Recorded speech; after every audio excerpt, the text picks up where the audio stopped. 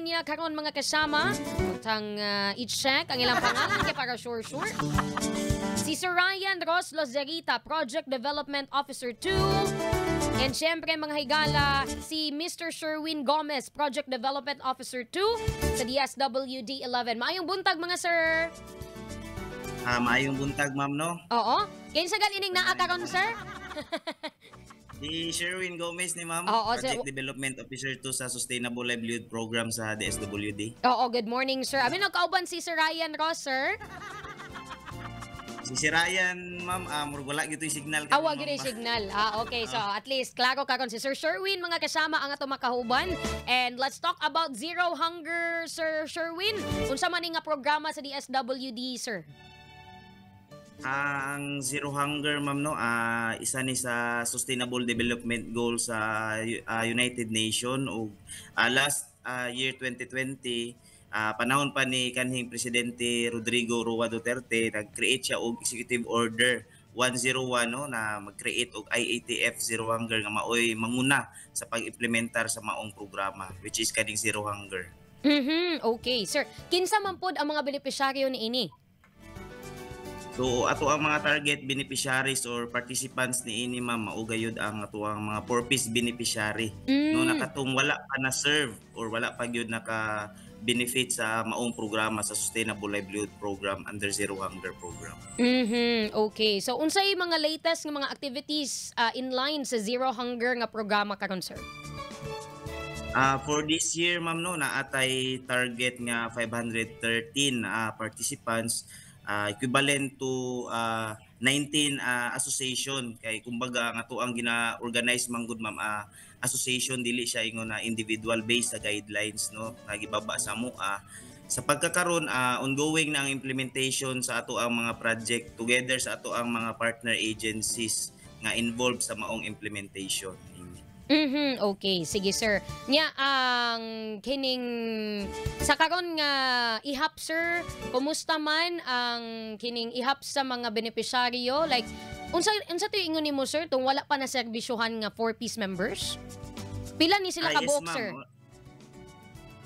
Sa pagkakaroon, ma'am, ato ang target, ma'am, no, for this year 2023 natay target nga 513 participants nga makater. Then natay allocated budget ani nga 9,131,000 pesos. Okay. Under aning Zero Hunger sir, unsa may mga specific sir nga ginahimo para niining mga 500 kapin nga mga benepisyaryo? Actually, ma'am, kaning 513 participants na ato ang ginakater karon, endorsed by partner agency ni ma'am, no, kay sa implementation magud nato sa Zero Hunger natay ginatawag nga program convergence budgeting. Kumbaga dili lang si DSWD ang mag-implement sa maong project, kundi inubanan usab sa mga nagkadayang government agencies sa ato ang nasud.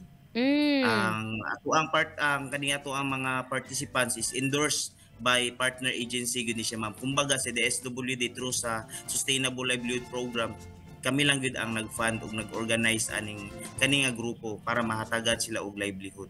Okay. So, in line with the Zero Hunger Program, sir, ang specific nga inyong ginabot is maghatag og livelihood ni ining mga participants. Tama ba, sir?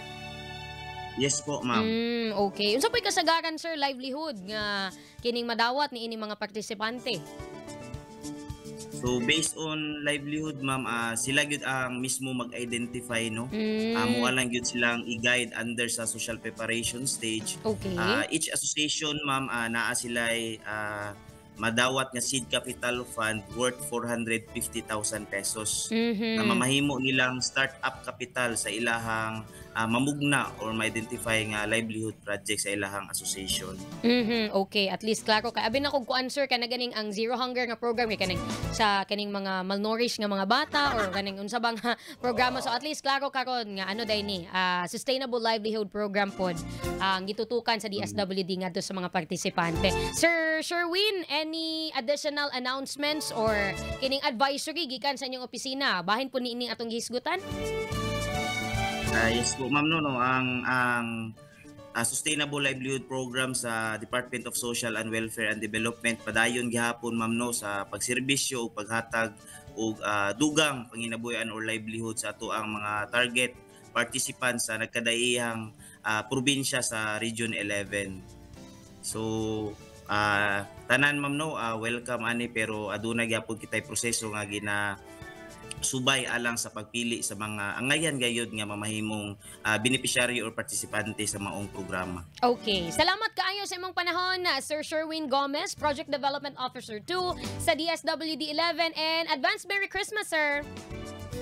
Thank you ma'am, and advance Merry Christmas po. Serbisyo, straight to the point. O day itong Zero Hunger, abi na kukuan ganing mga naay mga pakaon ang DSWD kay Molinia unta ko mga higala. Ay gutom na jud ko mga kasama. Serbisyo